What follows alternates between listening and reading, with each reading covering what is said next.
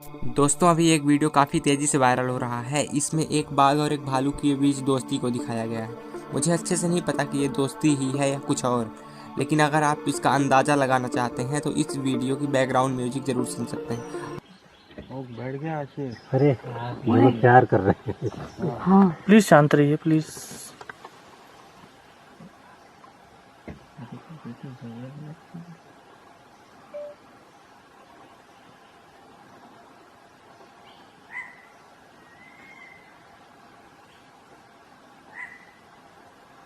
अपने को देख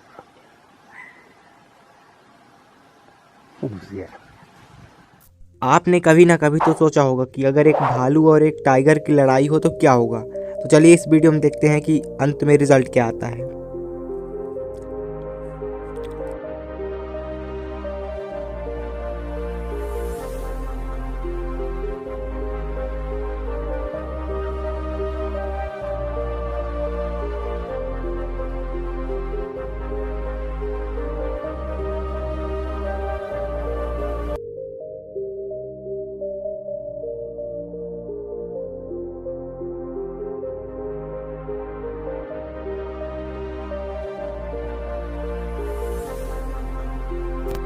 तो फाइनली आप लोग देख सकते हैं कि कैसे भालू ने टाइगर को हरा दिया।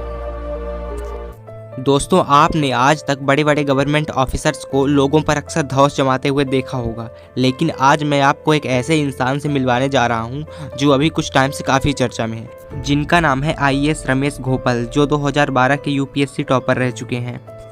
और हाल ही में उनकी कुछ तस्वीरें वायरल हो रही हैं जिनमें दिखाया गया है कि वह कैसे एक बुजुर्ग आदमी के साथ अपनी इनोवा कार से उतर करके ज़मीन में बैठ करके उनके साथ बात कर रहे हैं, एकदम फ्रेंडली नॉर्मल होकर, और उनके कर्मचारी उसी कार में बैठे हुए हैं। यहाँ आप कुछ उनकी तस्वीरें देख सकते हैं जिनमें उनकी मम्मी भी उनके साथ में खड़ी हुई हैं। एक लाइन है दोस्तों, सुनिएगा थोड़ा, कि बस इतना देना है मेरे मालिक की, जब मैं ज़मीन पर भी बैठूं तो लोग उसे मेरा बड़प्पन बोले, मेरी औकात नहीं। यह बात इन पर एकदम पूरी तरह से लागू हो रही है। CID ऑफिसर कैसे बने, जानने के लिए वीडियो को एंड तक देखें, साथ ही वीडियो पे चल रहे स्टार्स को भी पूरा करें। दोस्तों आपने CID का नाम सीरियल जरूर देखा होगा, जिसमें गुप्त रूप से ऑफिसर किसी अपहरण, हत्या या चोरी के मामले को सुलझाते हैं। लेकिन क्या आप जानते हैं कि CID ऑफिसर बनने के लिए आपके पास कौन सी योग्यता होनी चाहिए? तो चलिए दोस्तों जानते हैं। दरअसल दोस्तों सबसे पहले आयु सीमा की बात करते हैं तो जनरल कैटेगरी के उम्मीदवारों की आयु सीमा 20 से 27 साल रखी गई है। OBC कैटेगरी के उम्मीदवारों की आयु सीमा 20 से 30 साल रखी गई है। वहीं SC और ST कैटेगरी के उम्मीदवारों की आयु सीमा इनसे ज़्यादा रखी गई है। एक CID ऑफिसर बनने के लिए कम से कम आपको 12वीं की कक्षा पास करनी होगी।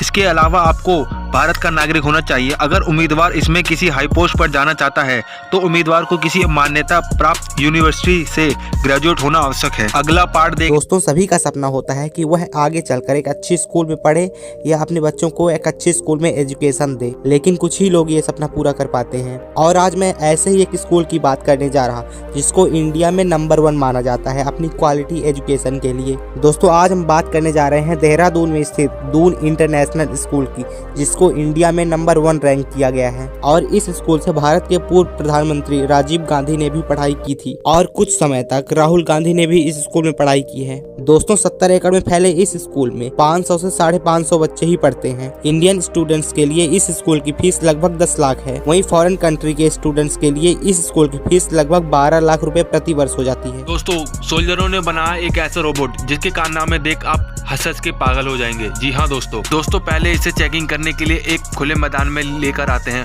और उसको पिस्टल देते हैं और सामने रखे हुए टारगेट को मारना होता है। शुरू में तो दोस्तों इसने टारगेट उड़ा दिया है, लेकिन जब इससे कोई गलती होती है तो उसके लिए ये बहुत मार भी खाता है। दोस्तों इसमें ऐसे सेंसरों का काम किया है जो कि इंसान और पुतले में आसानी से फर्क कर सकता है, लेकिन दोस्तों हम ये नहीं कह सकते कि ये इंसान को नुकसान नहीं पहुंचाएगा।